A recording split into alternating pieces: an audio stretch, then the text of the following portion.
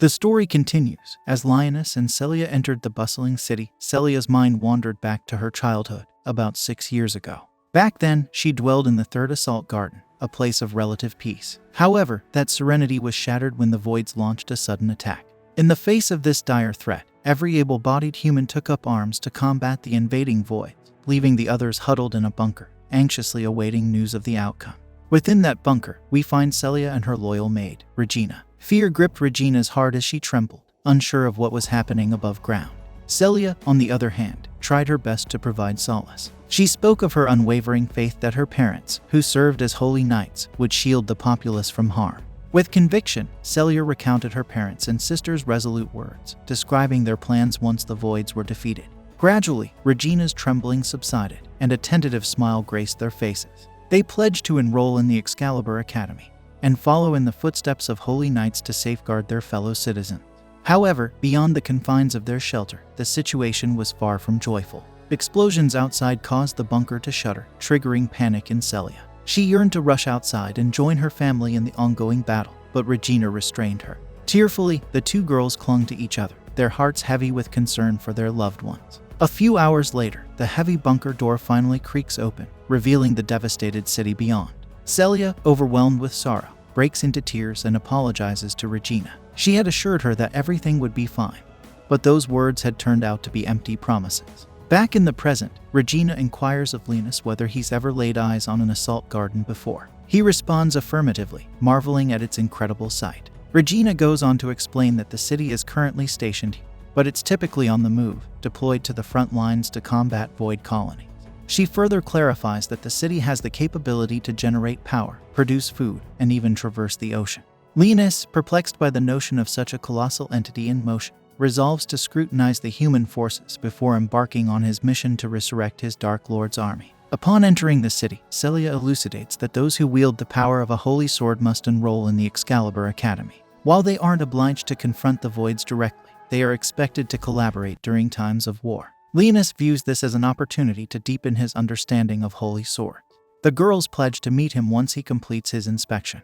After their departure, Leonis enters the bathroom and becomes greatly distressed because his spell didn't go as planned.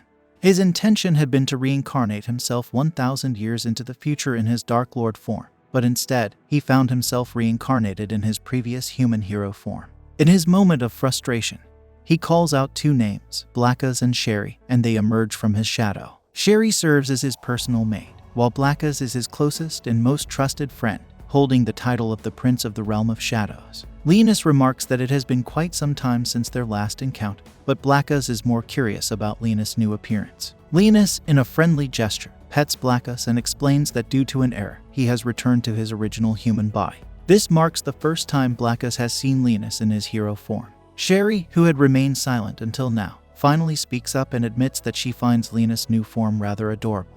Leonis, initially irked, questions whether she is mocking him. The cute girl becomes flustered, but Leonis quickly dismisses the issue, clarifying that he summoned them because he needs a favor. He requests that they investigate the city since it appears to be a vastly different future than he had anticipated. People no longer use magic but possess some unfamiliar and peculiar powers. Blackas mentions that he can sense a different kind of power at play. Leonis reveals that his ultimate objective is to rebuild his Dark Lord army, but to achieve that, they must gather as much information as possible.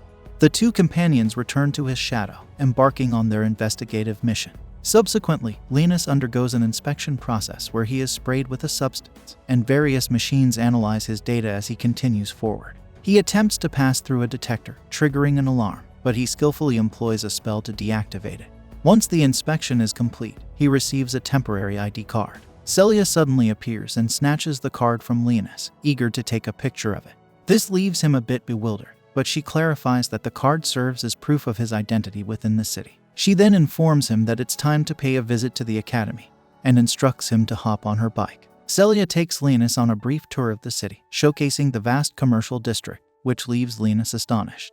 He remarks on the apparent tranquility of the city, prompting Celia to provide an explanation. She reveals that the 7th Assault Guard, the city they are in, has never experienced a Void invasion because it's the newest city. However, they are currently in the process of constructing another one. Celia also divulges that while the Holy Swordsmen are sent to the front lines for battle, the city itself remains secure. The city is organized into 3 main areas: the residential zone, the commercial districts, and the administration sector. In the heart of the city lies the Excalibur Academy, which oversees the military. Upon their arrival, Celia suggests that Leonis freshen up before completing his registration. However, Leonis is quite impressed by the numerous towering buildings surrounding them and inquires if they are all part of the academy. Celia confirms and proceeds to explain the purposes of these buildings, with the dining halls, training grounds, and the dance hall being the most relevant.